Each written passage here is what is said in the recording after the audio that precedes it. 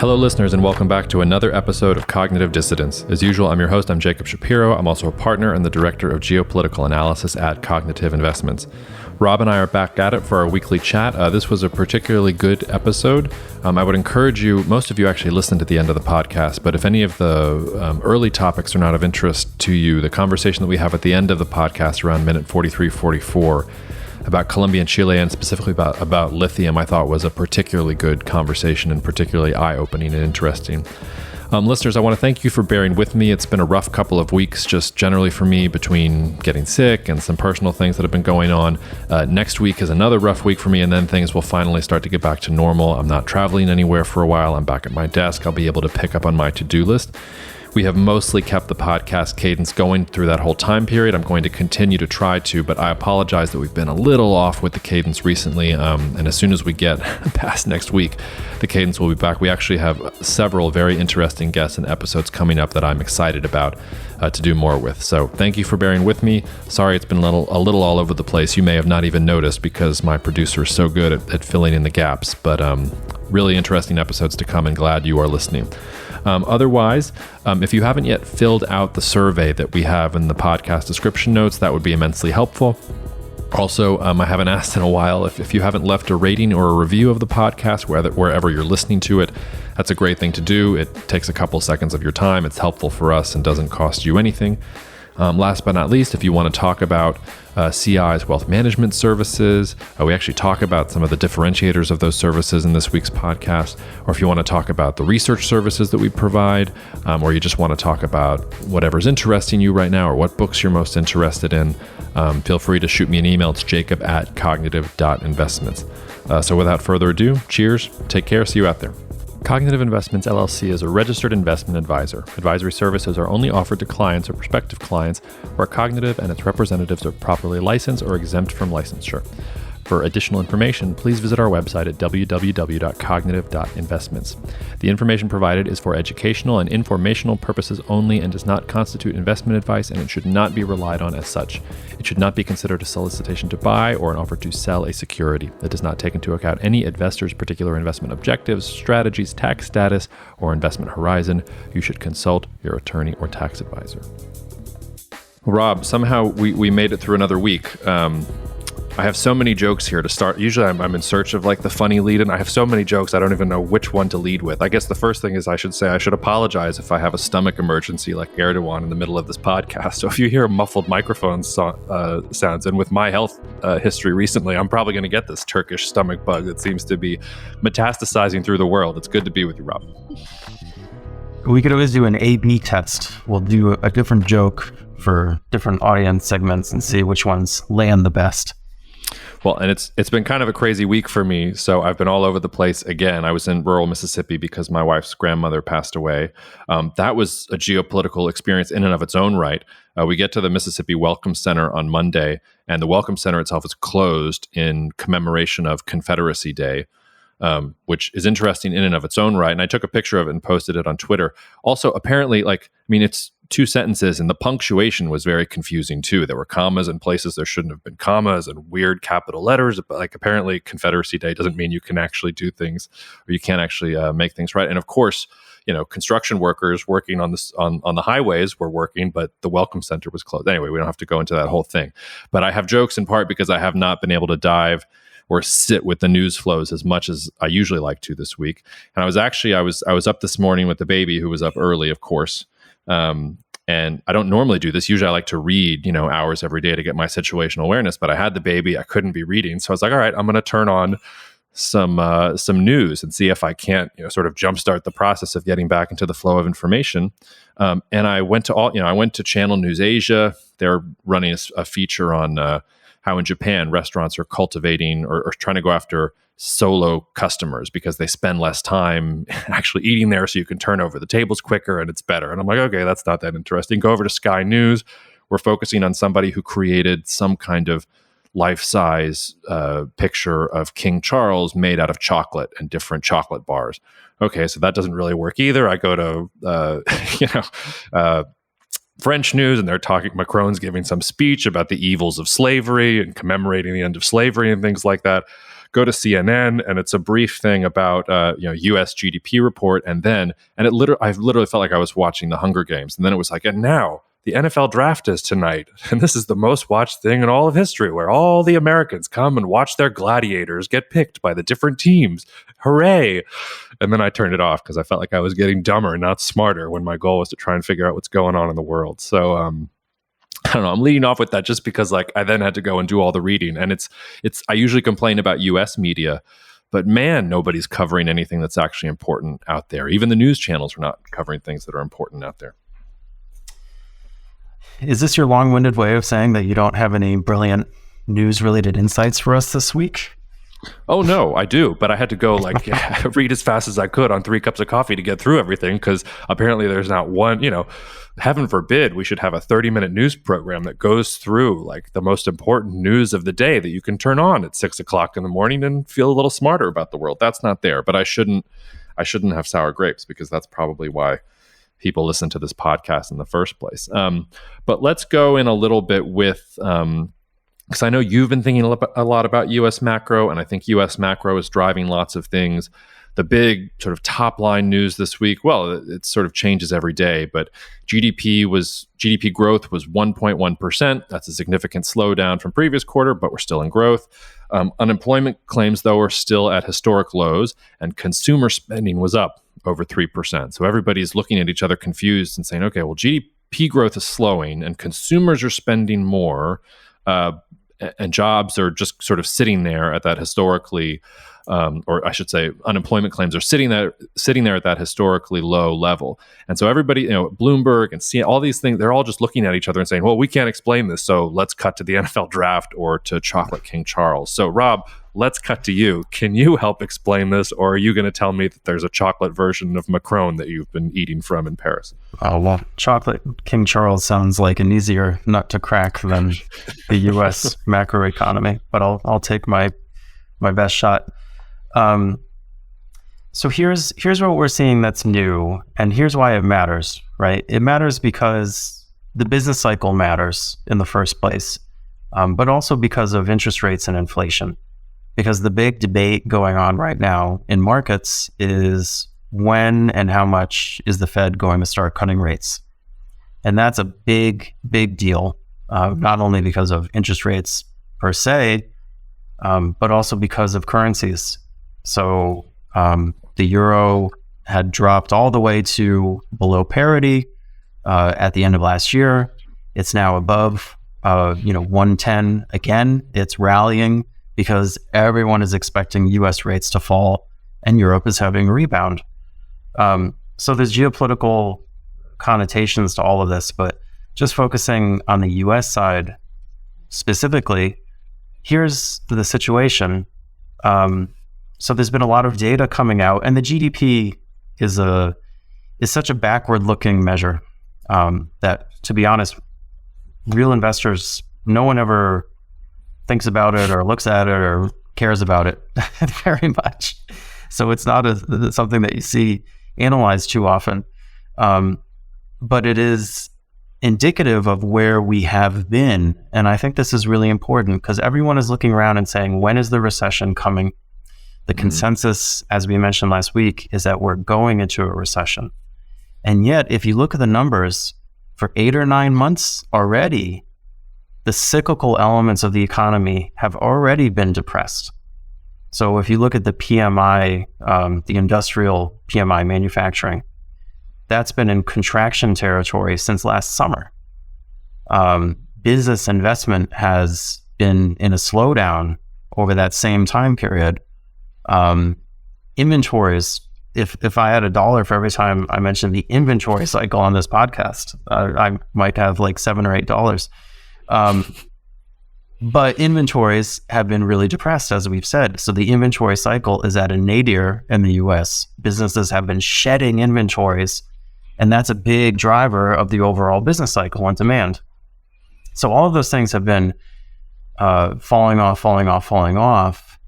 And the odd man out here is that employment has not really responded. And the reason is because the consumer has been really strong.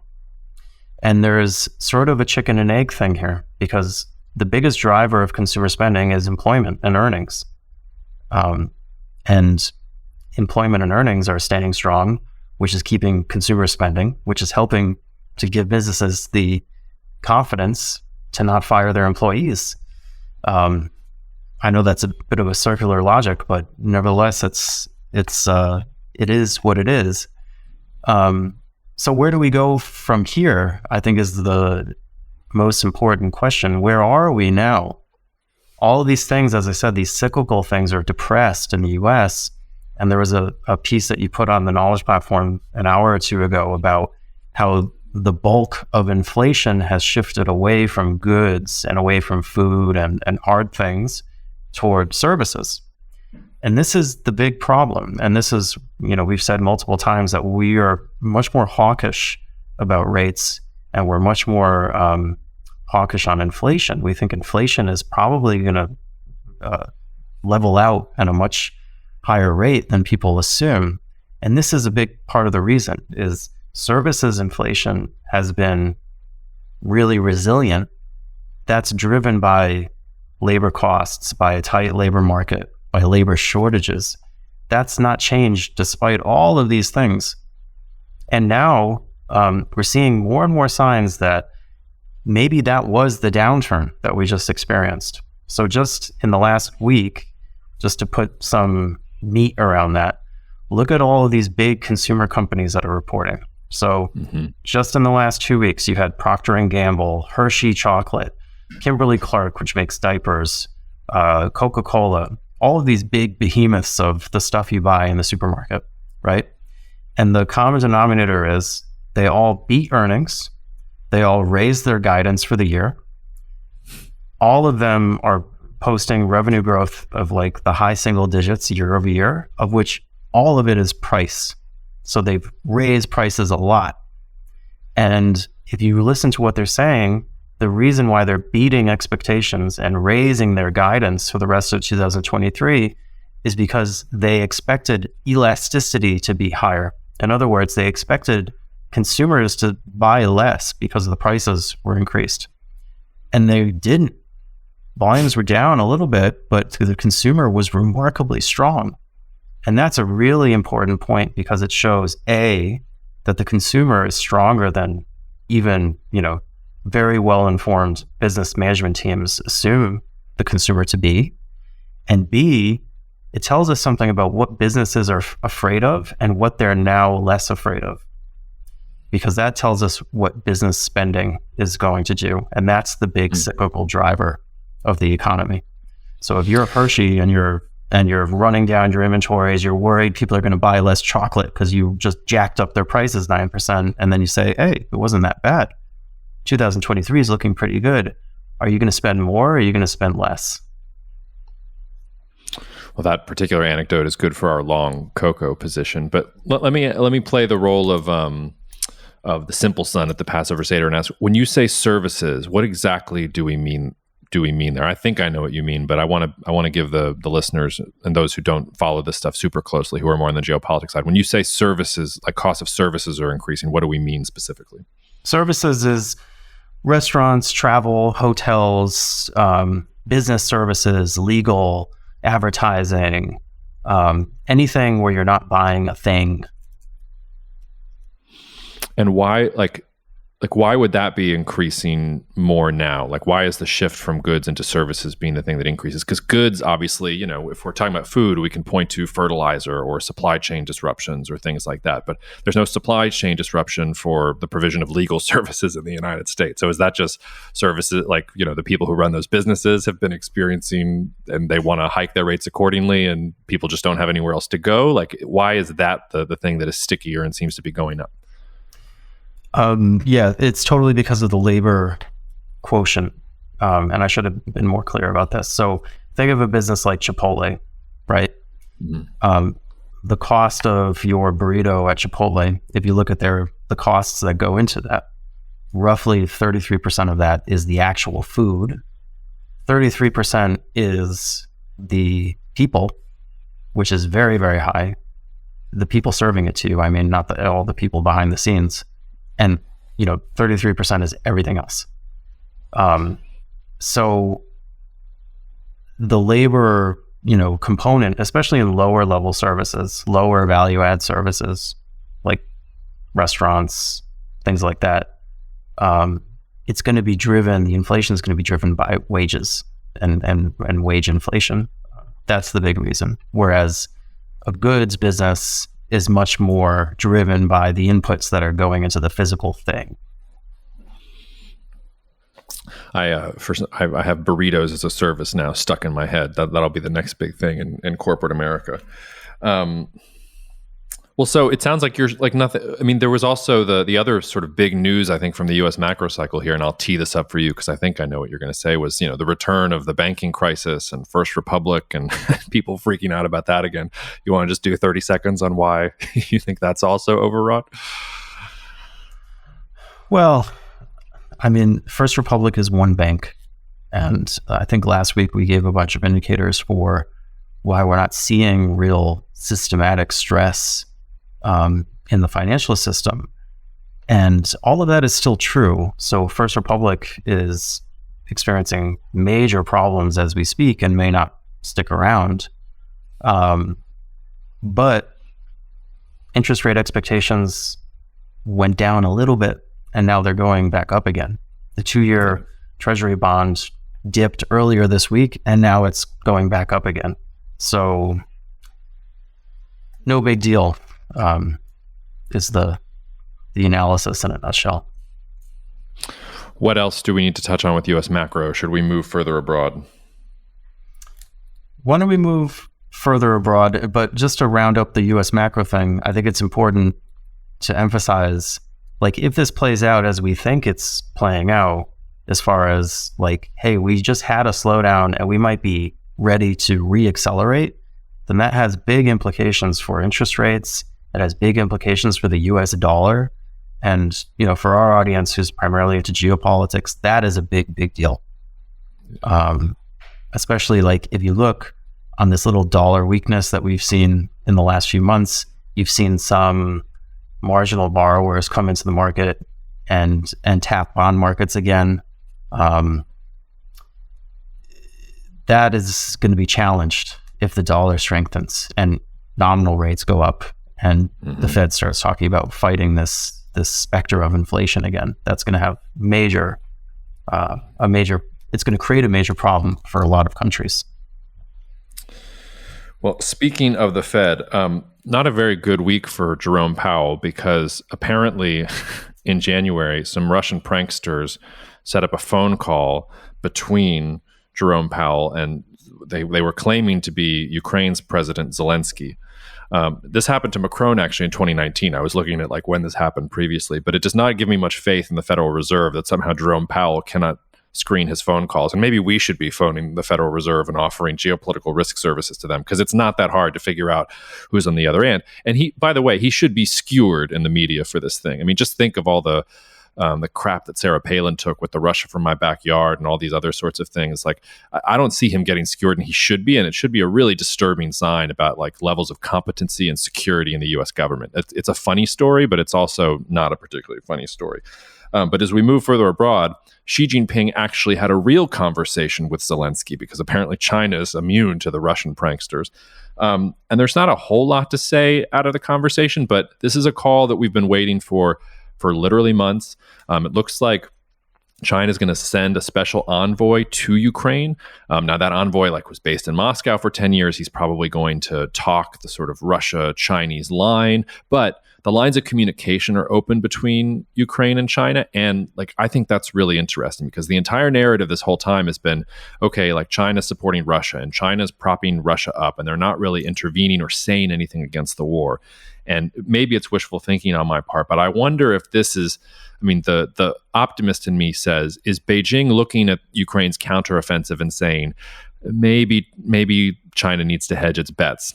Maybe we need to think in terms of, if the counteroffensive is effective, we need to have some kind of relationship with Zelensky and Kyiv going forward, so that we're not completely left in the dust. Maybe it also has something to do with maybe China thinks they can do what they did with Iran and Saudi Arabia with Russia and Ukraine. I doubt it, but I think that's an interesting data point, especially as we get into all this talk about the grain deal, and there's all this Turkish elections, which is something we're going to talk about as well here shortly. I mean, all these things sort of come together, and I thought it was worthwhile just to say that phone call happened. Maybe we didn't learn that much out of it, but I think it's important that Ukraine and China are now talking to each other directly. This is not just Xi Jinping and Putin hanging out and talking about their no limits friendship.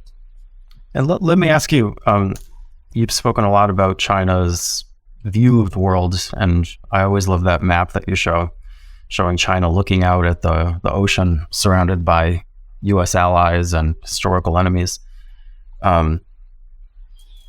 If China is trying to diversify its supply chains, Belt and Road and the old, the new Silk Road, and go out the back door essentially through Central Asia, how important relative to even 5 or 10 years ago is Russia or Ukraine or that general region to China? Do you think it's a priority for them?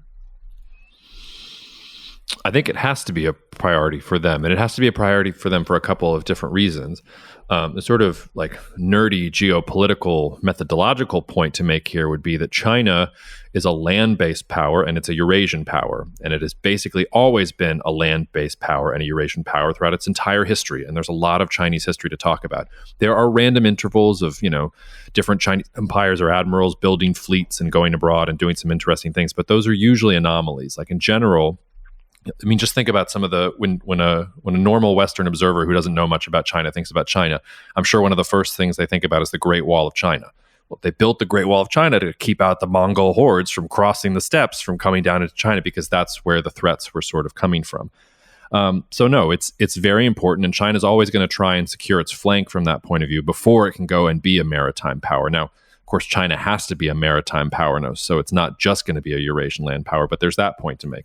The second point to make is, Belt and Road Initiative and all those other sorts of things. I mean, that's China really trying to link its economic interests with the rest of Eurasia. It's also about trying to find other markets to export all this surplus of goods that they have, until this breakdown between U.S.-China relations, they could just sell to the West and everything would be fine. But when you look at the pace of deterioration in U.S.-China trade relations, it becomes all the more important that China opens up these new markets and can dump their surplus steel and iron and umbrellas and gadgets and electronics and anything else they're doing into these other markets, because every other market helps.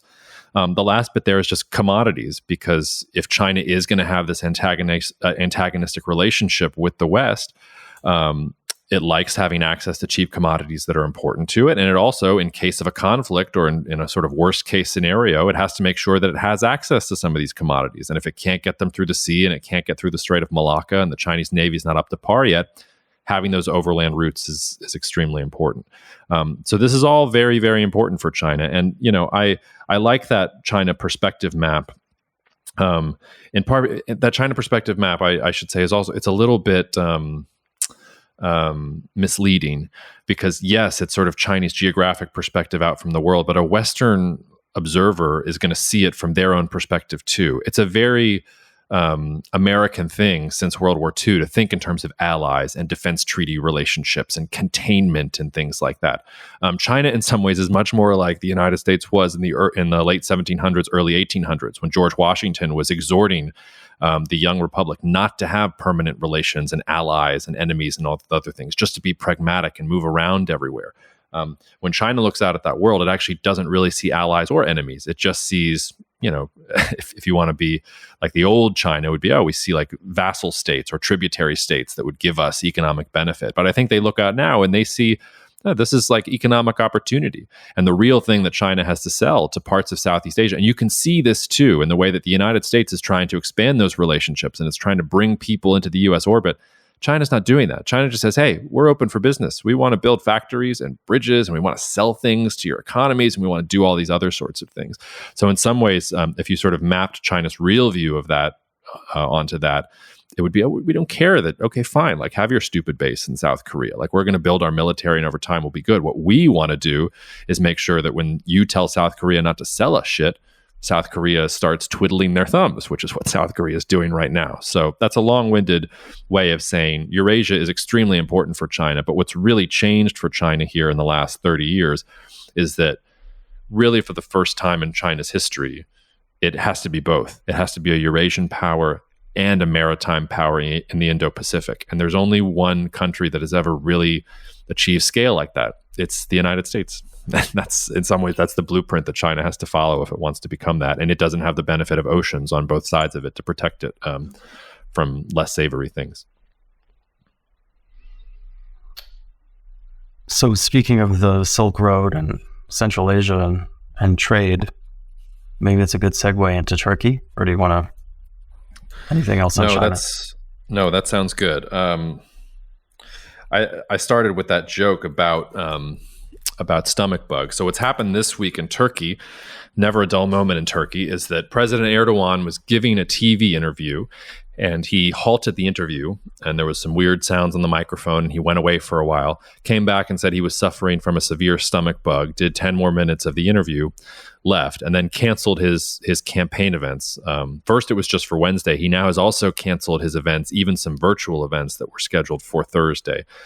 There has been no shortage of speculation in social media and everywhere else about what's going on. Everything from a stomach bug to he's been hospitalized with a heart attack to I even saw one ridiculous report of misinformation saying that Putin had poisoned Erdogan. That's not what happened. I'm just trying to give you the full range of uncertainty and lack of good information that is out there. The thing to note is that we're 17 days before the Turkish election. May 14th is the first round of Turkey's elections. The polls have been relatively unreliable from my point of view, but one poll that was put up by Premise and Al Monitor, which both are sources that I respect, had Kılıçdaroğlu and Erdogan sort of neck and neck at 45% each, and then like a little 10% undecided pot. Erdogan is a wonderful political campaigner and an excellent politician, and this is the time when he usually makes up the ground. This is the time when those political virtues start to come out, and I can't imagine that it's going to be good for him to be seen as being weak and having health problems here just going into the stretch run of the election. So I don't want to speculate too much about his health. For all I know, it really is just a stomach bug and he'll be fine. I think it's surprising to me that foreign leaders don't more often sort of get sick and have to go away. I mean, I literally just spent a week in bed because I had a bacterial infection. Maybe they have better healthcare than I do and they don't have to wait a week to figure out what's going on. So maybe it's nothing and maybe he'll come back in line. But the spectrum of what could happen here is huge because it could affect Turkish elections. And if something really is wrong with him, suddenly elections don't matter that much. Suddenly we're dealing with a Turkey that just lost its steward of the past 20 years, which would be a big deal in and of its own right. It reminds me of when Ronaldo got mysteriously sick right before the 1998 World Cup final. Exactly. I don't remember that. Exactly what the happened? Same. No, I'm just joking. But yeah, equally big stakes, equally bad time to get mysteriously ill. Did Ronaldo play? I mean, for me, the cultural totem that there would be, Michael Jordan in the flu game, but Michael Jordan played and scored 40 points and single-handedly defeated the Utah Jazz in that game. I forget if Ronaldo played or if he played terribly. I should know this, but hopefully that's not a foreshadowing of Erdogan, depending on your sympathies. But let's talk about structurally what this means and how we're thinking about the election, because this is something that we discussed at our research meeting yesterday. And in full disclosure, we don't have any positions on for any of our clients in Turkish stocks or the currency right now, even though we've been very bullish on Turkey long term, and we've had significant positions for clients in the last few years, which we've talked about. So we're heading into this trying to figure out what to do. Maybe why don't you set the table for how others might be thinking about this, and we can talk through the different issues of what happens in the different scenarios. Yeah, I mean, this is such a rich topic and we could do hours just on this, but I think the key thing to sort of keep in mind is that when Erdogan first came to power at the end of the late 90s and the early 2000s, Turkey was in the midst of an economic crisis. It had a banking crisis and high inflation. And Erdogan came in And really, I mean, he led the fix of the economy. And he did that by embracing orthodox monetary policy and doing exactly what the IMF said, and really turning Turkey into a modern industrial powerhouse, really the only one in the Middle East and North Africa. If you go back and look at GDP or the makeup of the major economies of the Middle East, so think Turkey, Saudi Arabia, Iran, you go back to the 90s, they're all starting from roughly the sort of same starting point, and you fast forward about 20, 30 years, Turkey has far surpassed them. Saudi Arabia has done okay because of oil, but they're only just now getting into, we need to diversify, we need to manufacture products, things like that. Turkey's stealing market share today from the European Union and from China for things like cars and other manufactured products. So Erdogan oversaw that, and he also oversaw really the stitching together of cosmopolitan, secular Istanbul and that part of Turkey, and the more conservative hinterlands of Turkey, really fused those things together because he was also more conservative, and he used Islam to try and tie Turkey together into his own version of a modern Turkish republic that was able to link those two things together. Now, somewhere along the line, Erdogan sort of jettisoned those policies as things were doing well to increase his political power. And it was less about maintaining growth and more about rewarding cronies or rewarding those interests that had supported him over time and who were supporting his attempt to centralize and increase the power of the presidency over time. And that's where you get the last couple of years. Whereas 10, 15 years ago, the narrative on Erdogan was, hey, this is a good guy. You can trust him. Turkish economy looks great. He's restored stability. Like, we love this. Foreign investors want to be there. Now Erdogan is seen as this crazy guy who has stomach bugs in the middle of interviews and gets his monetary policy from the Quran, not from the Turkish central bank, and all these other things. I say that just to say, like, the shift on Erdogan in that 20 years shows you kind of the ebb and flow of geopolitics and ideology and the way people think about things. Erdogan's also overseen the rise of Turkey really as a more independent, pragmatic power from the point of view of foreign policy.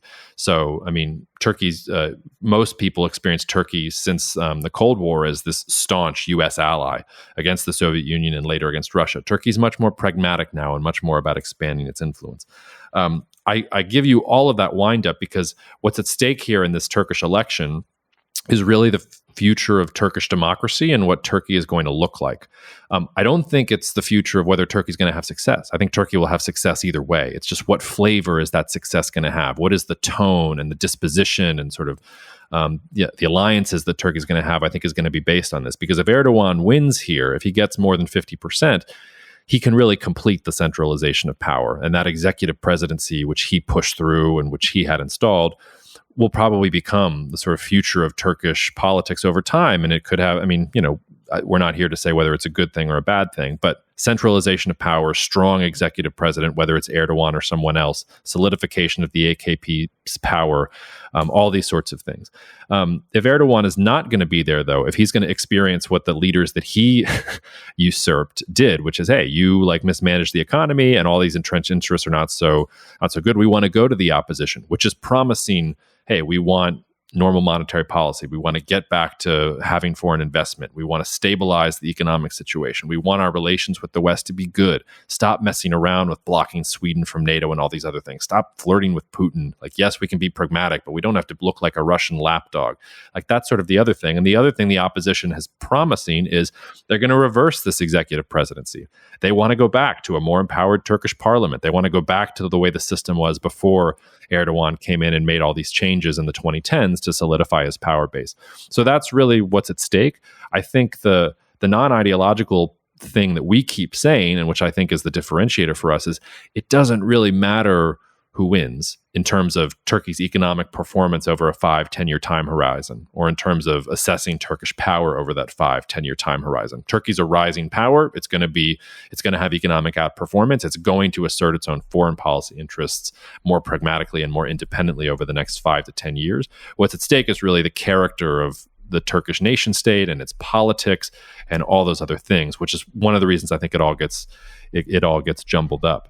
So hopefully that wasn't too long and rambly, but that's the chessboard. That's what's at stake here and why this particular election is so important. Just to put some meat around something that you said, it's one thing to say, oh, Turkey's going to do well no matter what. But that's something that always struck me about Turkey relative to other countries. So look at Brazil, for example. Brazil, much like Turkey, has sort of seesawed in extreme directions of policy and, industrial policy versus laissez-faire and all sorts of experiments throughout the years. And they've experienced these huge booms, and then they'll have like 15, 20 years of just depression, like terrible GDP declines, just disaster, right? And that's what they experienced really post 15. It wasn't a depression like the 1980s were, but it was a really significant down period. Turkey is very similar, right? As you point out, like they've oscillated over time between sort of Western approved orthodox policy versus, more inward looking import substitution, that sort of thing. So, and talking about how the US can influence them is something I'd like to do in a sec. But the thing that strikes me, getting to my point, is Turkey's growth never changes that much. Like it accelerates a little bit and it decelerates a little bit, but Turkey is so steady as she goes. Like if you look over a long period, like GDP growth just averages like 3.5%. And sometimes it's a little more than that when things are really good. And when things are really bad, it's like 2%. But you don't experience these just terrible, decade-long shitstorms in Turkey for whatever reason, even though the policy would seem to be completely wild and crazy and the currency's going all over the place. It's a bit of a mystery, but there's something inherently stable about Turkey, is my point. Well, I think what's inherently stable about Turkey is the geography. The shitstorm that you're talking about was World War I. So like the Ottoman Empire had a really, really powerful position, so powerful that it sort of rested on its laurels and then eventually came apart when it was part of the wrong alliance in World War I. And the Turkey that we're seeing today, it's really only just now getting back to the position where it was before World War I in terms of power and economic influence and all these other things. But the thing is, whether it was, Byzantium or the Ottomans or anybody else, if you control the Bosporus, if you're on Istanbul, you're at the center of one of the most important trade routes in the entire world. One of the reasons we're talking, the Black Sea Grain Initiative, most people are talking about Russia and Ukraine in the context of the Black Sea Grain Initiative. The Turks are the gateway to the Black Sea. None of this stuff that we're talking about in the Black Sea means anything if the Bosporus is not open.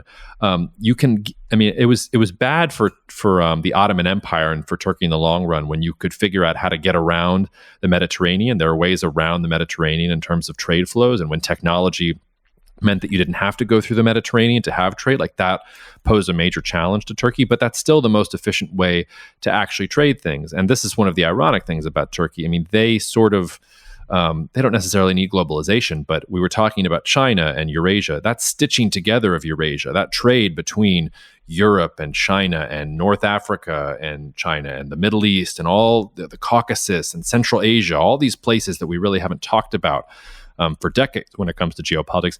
Turkey's the center of all those things. Turkey is the land bridge between all these things. It's the strategic point between all of them. It's why the Romans picked Istanbul for the new Rome when it was on its last legs. It's why the Turks the Turks are descendant from their own hordes that came down. They settled in part where they did because this is really, really advantageous geography. So I think that's what's not changing here, and it allows whatever power is going to be there to have a certain level of wealth. The interesting thing here is that, and this goes back to the multipolar thesis, if we're right about our multipolar thesis, and if this is a really great tangible example, then a country like Turkey that is on this strategic geography and has these geopolitical strengths is going to do incredibly well. And if you're thinking in terms of bipolar world or unipolar world, and you sort of miss, there are these geographies that are going to be very important, like you're going to miss massive opportunities. Because, Emre was on this podcast a couple weeks ago. We're going to have him back to talk about election reaction. And he talked about Turkey being, one of the, I forget the exact phrase he used, but it was something like, one of the greatest, booms that you could probably ever get if you got some kind of election result here. I think our key point is like, yes, you could get a pop based on the elections, and we're throwing around ways to try and capture the pop, but it's a boom no matter what happens. Like Turkey's a market you want to be in over the next 5 to 10 years because they're going through the bad part of the cycle. The next part of the cycle should be good. Like let's say AKP wins more than 50% of parliament and Erdogan remains president. I bet you they're going to go back to orthodox monetary policy at that point. even if it's Erdogan. Like all the stuff that we've seen over the past 4 to 5 years. Once he solidifies what he needs and he now needs to think about growing the economy, I'm sure he'll go back to trying to solicit foreign investment in general. And maybe he'll solicit more yuan than he will dollars, but it'll still be sort of net positive for Turkey. Well, I guess that's what I find so striking. And I think Turkey in some ways is the greatest proof that geopolitical analysis really matters for investing and doing kind of longer term forecasting like we do, is like, just like you point out, like Turkey's geopolitical fundamentals are kind of like this lodestar. And if you look relative to the United States, Turkey bottomed in 1950 or so, after the First World War, like you mentioned, where the whole, like it was, they lost 25% of the population. It was obviously a huge disaster. But since that bottoming, it's just been ticking up, and they've been closing the gap in periods, no matter what the policy is. And even like you mentioned, now is the bad part of the cycle. Like Turkey's still growing. Like people are looking at the inflation numbers and they're looking at, Erdogan, he's this crazy guy and he's put the economy off the rails. Like this is the bad part of the cycle. There's still positive growth. They're one of like 2 countries in the world that grew in 2020 during COVID, which is just really interesting. But so strategically, maybe it doesn't matter what we think is going to happen. Maybe, probably not. I think these geopolitical fundamentals are more important than anything political on any meaningful time horizon. But then on the tactical, I guess that's the real question, because how do you approach the election itself? And I think this is a lot trickier than most people assume. Just buy Turkish stocks if the opposition wins, because I mean we can talk through this, but I worry that it could have the opposite effect, because if you look at the Turkish stock market, the Istanbul index is up like 5 times in the last few years, and the reason is because of inflation. So all of the local investors are using equities as a way to protect their wealth against the inflation that they've seen. The foreign investor quotient is very low right now. They're not really driving those markets. It's a domestic-driven market. And I just wonder, if the opposition wins, do you get a sort of paradoxical outcome where the equity market declines 25% because people are saying, oh, great, things are going back to normal. I don't have to have all my money in stocks anymore. I can go put them in, my business or do the things that I would normally do because my inflation expectations are turning around. Well, I mean, we're still thinking out loud through this, but I would say that there are a lot of different scenarios on the table. And another thing here is, there's the presidential election and then there's the parliamentary election. So there's totally a universe in which the opposition figure, Kılıçdaroğlu, wins the presidency, but AKP remains in control of parliament, which would be sort of like Brazil right now, with you've got Lula on the top, you've got, Congress saying, we're going to oppose you sort of tooth and nail, and probably not a lot's going to happen. And what is going to happen is going to be a result of compromise. That's actually probably in some ways the best case scenario, because you won't get sort of a lurch too far in either direction. But I think that the scenario that might cause a pop, and I think it would cause a pop because I think it would sort of wet the whistle of foreign investors, would be, what if, in 17 days or whatever, or 16 days by the time listeners are hearing this, what if Kılıçdaroğlu wins in the first round, gets more than 50% of the vote in the first round, and it doesn't have to go to a second round? I think most foreign investors and markets are thinking this is going to go to a second round in June, and then we'll sort of figure out what's going to happen. But if you had that sort of emphatic statement from the Turkish people saying, no, we want to go back to orthodox monetary policy, we are tired of the instability of the past couple of years. If you saw that kind of sentiment from Turks at the ballot box themselves, I think you might see foreign investors come back in and try to come back in quick, and maybe you would see that pop in general. But I take your point. I mean, there are so many different scenarios here, and a scenario we weren't even considering until this week was, what if, I hope this doesn't happen. I hope he's fine. I'm not saying that I have no special information about Erdogan's health, but what if he drops dead tomorrow? I don't even know what Turkish law looks like. Could he still be on the ballot? Could he still be elected president and be dead? And then AKP gets to, I mean, it sort of opens up this whole Pandora's box of things. So it's not for the faint of heart, but I think that there's opportunity in here somewhere for a country that is this important and has this many prospects going for it, and that is at this sort of critical juncture. That's the way to think about it. But you're absolutely right. Like the tactical part.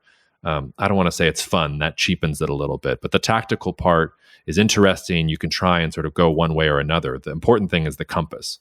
And so the real thing we're talking about here, and this is why we've had, you mentioned it, we've had big positions on for clients on Turkey before, have done very well with those positions, have taken them off when risks were elevated and we sort of didn't like the smell of things. Long term, we're going to be in Turkey. And maybe there'll be periods where we don't own anything because we want to protect clients from risks and things like that. But the long-term picture here is very good. And it's just about when you want to engage and how you want to engage. Just to clarify, that is primarily what we're focused on is the long-term. Yeah. The short-term makes for fun chit-chat, but the short-term makes for podcasts, and the long-term makes for wealth creation. So like we're talking here because if we sit here and talk about issues that are 10 years in the future, maybe some people will you could use this as sort of a sleep aid if we focused only on those things. But these are the things that are important, so we need to cover them a bit. And the short-term makes for trading entries. I think that's the real issue, because when you have a long-term view and then something short-term drives prices in the opposite direction, that's your opportunity. So we'll be waiting to see how the election goes. Speaking of, and we can kind of close out on this because I still need to do a lot more work on this, but we promised at the beginning of the year to focus more on Latin America and more on Africa. We talked about Sudan last week. Sudan's still a huge deal, by the way, and Turkey is one of those foreign powers that is involved in the Sudan conflict there as well. But I have no new insights to offer about Sudan. It still looks like a civil war to me. There have been no moves from outside powers that really scare me yet. But I mean, this is a war that you should be tracking very closely, not least because of the migrant situation that's going to create, the displacement of refugees, food prices in an area. The Horn of Africa was already stressed and facing famine. I mean, I don't want to leave Sudan and say everything's fine. Like this is still in some ways the most important thing happening in the world that nobody's talking about. But I did want to also talk about a little bit of South America this week because over in Colombia, President Petro, I hate making apples to apples comparisons between Latin American countries, but it's hard for me not to because he's showing me Pedro Castillo Peru type vibes. So he dismissed his cabinet and he's appointing loyalists into it and says he wants to move forward with some of his more radical policies, which doesn't make a whole lot of sense because he already didn't really have much support in Colombia's Congress, and he just lost a couple coalition parties with what he did now. It doesn't seem to me like he's actually going to be able to get anything done. And the Peru comparison I make because that was what happened in Peru.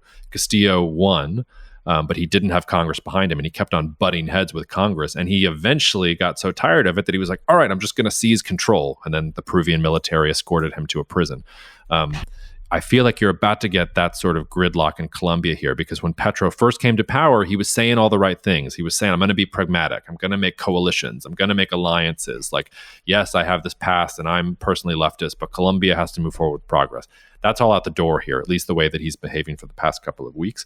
I think we could juxtapose this also with what's going on in Chile, another country that we've had a long-term sort of positive view on, which is getting a little bit challenged here because the Gabriel Boric government came out and said they basically want to nationalize Chile's lithium industry. Now, I think it's been overstated, like what Chile can actually do and what's actually going to happen. I think it's opening up negotiations really between SQM and Albemarle and the Chilean government and what this means. And the current leases go, I think it's till 2030 and 2035 or something like that. So we're talking about stuff that's very sort of long in the future. The Boric government is also doing terrible in the polls. You could have a new government come in and reverse some of these things. They don't actually have a constitution yet either. So what happens in the constitution could completely change mineral rights as well. But you can already hear how much more boring the conversation about Chile is, because I'm talking here about constitutions and laws and partnerships between governments and things like that, which is not what you're having in a country like Colombia, where it's like, dude just fired his whole cabinet and he wants to push through radical leftist agenda that he's not going to be able to push through and what kind of goes there. So I'm still sort of bullish in the net on Chile, and we can talk a little bit about lithium too, but those are two hotspots in South America that I think are worth thinking about as we close the podcast. Yeah, and I think it's worth pointing out that so for every country in the world, We have sort of a system where our clients are in it big, they're in it small, or they're not in it at all, right? And for a long time, you've been writing about Colombia and sort of the fundamental problems that you saw there and saying, like, this is not a place where you want to be. And just to clarify, the Colombia ETF is now making a new all-time low relative to U.S. stocks and relative to international stocks even. So that's been a place that you've wanted to avoid. And I think, kind of the analysis that you've done couldn't predict this specifically, but this as a symptom of what you analyze. It's certainly playing out. On Chile, I spoke with a contact of ours this week, an executive in Chile, and it's funny. He was saying the mood since the September plebiscite that they held has been absolutely buoyant. And this is the same guy who a year ago was saying, "Oh, things are terrible. Everyone is depressed. It's the country's going to hell." And so I think boring is good. People are very happy about boring in Chile, and you can that's a big factor in terms of confidence, willingness to invest, all the things that make the economy tick. No, I mean, Chile has mature and fairly resilient political institutions. I mean, we can go back to Pinochet, but like since the end of Pinochet, I mean, there are not many Latin American countries that can sport the same types of institutional resilience and strength that the Chilean political system has. And in some ways, I mean, I would be more worried about attempts to nationalize the copper industry. And the Boric government has talked a big game about copper, but they haven't really touched that. The lithium thing, I don't know. I have trouble getting too excited about lithium, in part because there was so much excitement about lithium that now lithium prices are in the dumps because there's now too much lithium out there.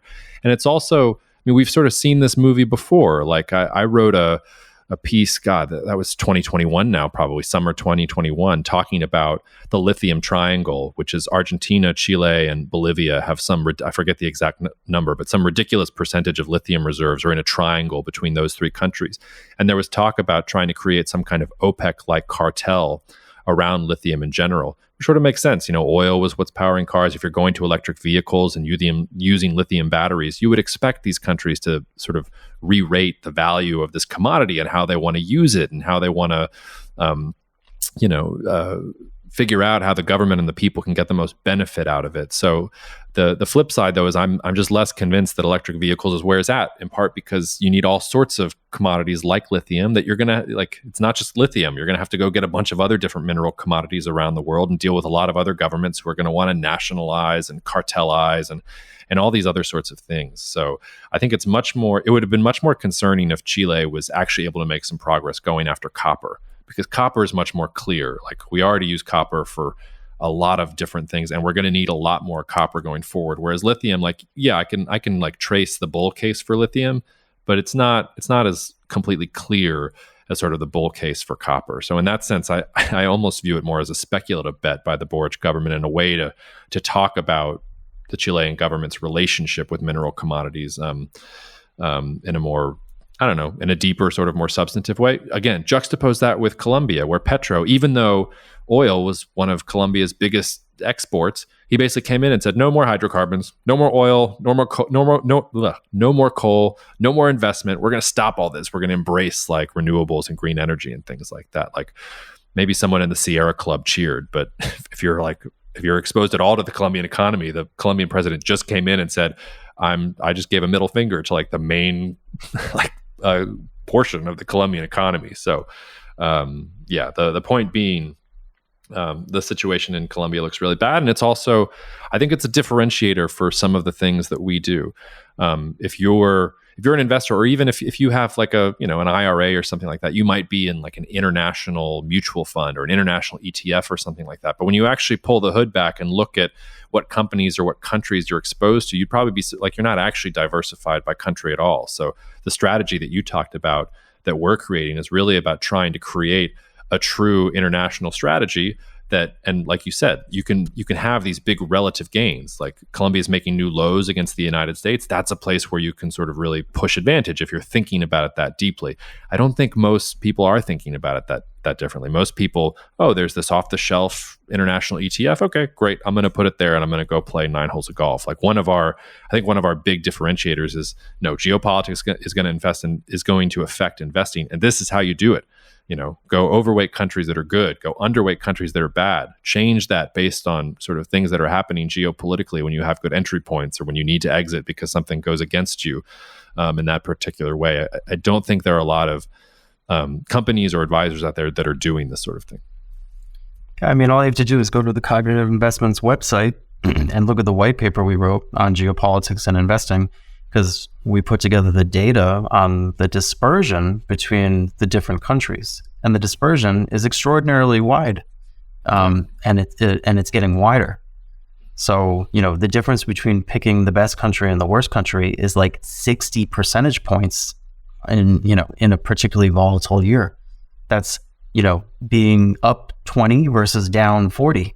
That's a pretty big dispersion. So it matters to be in Chile and out of Colombia, or whatever that the winners and losers may be in any given region. Just a few things on Chile and lithium, because I don't really have much to say about the nationalization, and it's a little bit unusual because I agree lithium is still a nascent industry, and you don't usually see nationalization talk until an industry gets more mature. It's a cash cow. Yeah. Like look at oil in the 1960s and 70s. Like they didn't start seizing oil fields for national oil companies until they were gushing money. So that's a little bit weird, and it's not clear that it's going to go anywhere. But a few things on lithium. So yes, the price of lithium is down about 50 to 80%, depending on where you look and what benchmark and what time period. So it's really collapsed after running up in a major way. But the thing to keep in mind is that lithium is an extremely deeply cyclical market. And this is usually what you see with one of these nascent commodities, is you see huge oscillations. So we made a bunch of lithium investments in 2020. And at that point, it's hard to remember now, that was in the last trough of the cycle when everyone hated lithium and the price was collapsing, and it was, there's way too much lithium being produced and the cars that are going to use it aren't going to show up for years and we're all screwed. That is the sort of Wild West kind of oscillations that you get in this kind of commodity market. And one of the ways to really think about it from a long-term investment standpoint is identifying long-term sources of demand that are driven by innovation, because this is going to be a major market. And then waiting for those periods, maybe like today, where you're in the trough of despair, and selling when everyone says, the prices are they've already doubled and quadrupled and they're going to go up another 10 times, because that's how crazy lithium is. Chile is particularly well positioned because what's happened in lithium in the last 2 years is the lithium price exploded and a lot of supply came online in response, but it was not the kind of supply that Chile produces. So there's 2 different ways to get lithium. You can use the pools, which are everyone I'm sure has seen these pictures. It's like the beautiful aquamarine tiles that you see from way up in the air. That is a long process that takes 5 to 7 years to set up one of those and get lithium out of it. And there's a big upfront cost, but the cost of getting the lithium once you build the pool is very, very low. So high upfront cost, very low marginal cost. By comparison, all of the new lithium that's been coming online and driving the market into a collapse in the recent period is mined lithium from Australia and China. And that has a very different economic profile. It's much less attractive because you have to spend a lot of money to mine every bit of lithium you get out of the earth. It's not like the pools where you spend the money up front and then it's basically costs you almost nothing to harvest the next batch of lithium. So in many ways, Chile is the low-cost producer. Chile is like the Saudi Arabia of lithium, because Saudi has these fields already. It's super cheap to get the oil out of the ground. Chile is in kind of the same position when it comes to lithium. One other geopolitical point on lithium, which is related to this. So one of the things that people are freaking out about with lithium in the last few weeks is the potential that, oh my God, maybe cars aren't going to use lithium ion batteries, or maybe it won't be the dominant technology, because CATL, the Chinese battery maker, made an announcement that they have developed a sodium ion battery, which is small enough and energy efficient enough that they're going to use it in a vehicle in a joint venture with BYD. And this is a big deal and worth watching for those of our listeners who care about new energy and transport and stuff like that. Because previously, sodium ion batteries were never viewed as energy efficient enough to be used in vehicles. They're very cheap, but they're not very dense as far as their energy capabilities go.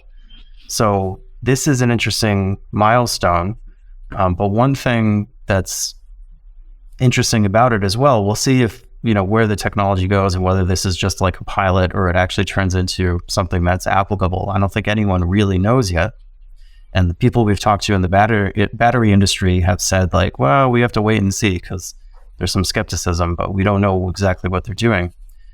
But one thing that is interesting is Tomas on our innovation advisory board, who does a lot of work with us on minerals, materials, supply chains, and we're going to be talking a lot more about that in the near future. He has pointed out something really interesting, which is that the world's largest supply of sodium carbonate is found in the US. Over 90% of the world's reserves of sodium carbonate is in Wyoming. And sodium carbonate is what you need to make these sodium ion batteries. China makes their own sodium carbonate from coal ash, which is about as clean as it sounds. Yeah, that sounds clean.